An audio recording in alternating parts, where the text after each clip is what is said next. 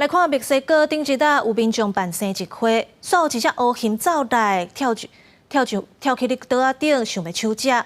规个过程4分钟外，众人拢惊甲唔敢叮当，就惊这只乌熊起掠狂，甲人拆食落腹。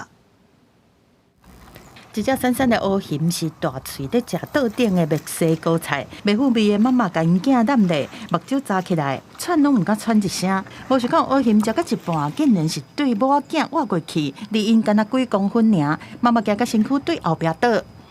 Y ya no había posibilidad de nada, ¿no? Entonces ya, pues solo lo tapamos los ojos, ¿no? Lo acerqué al pecho, él primero no sabía qué estaba pasando, pero el oso gruñía y estaba comiendo, hacía ruidos, olía.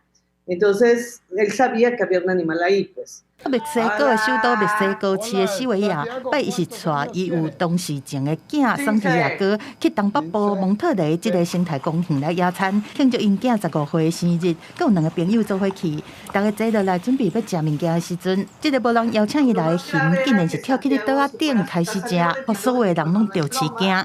Yo vi al oso correr, pero no da chance como de irte, ¿no? O sea, en 2 segundos, como dice Natalia, ya estaba el oso en la mesa, Silvia ya estaba cubriendo Santiago.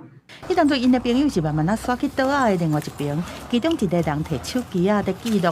4位母仔囝看起来真冷静，但是这个妈妈其实真烦恼，讲因囝真惊动物，有可能会真激动。好佳在伊的妈妈揽的时阵是真平静，当乌熊伫要食了的时阵，佫对朋友遐行过去。Le agradezco que no me haya hecho nada. Y sí creo como que, bueno, pues si es un parque para que las personas entren, hay, no sé cómo, pero tener un poco más de preparación de que la fauna salvaje está ahí, presente de verdad en ese parque, y que llevar comida, por ejemplo, no es una opción, ¿no? 落尾当地翕的安琪拉时，忽然间想到讲，甲桌顶一盘食米对涂骹弹过去，总算成功甲乌熊引走，大家才平安脱困。这段影片传去社群网络了后，是声就千万去看。不过远方嘛警告游客，当地乌熊是出来甲愈接，上好是莫为着翕相就挖伤金。公司新闻张惠美编译。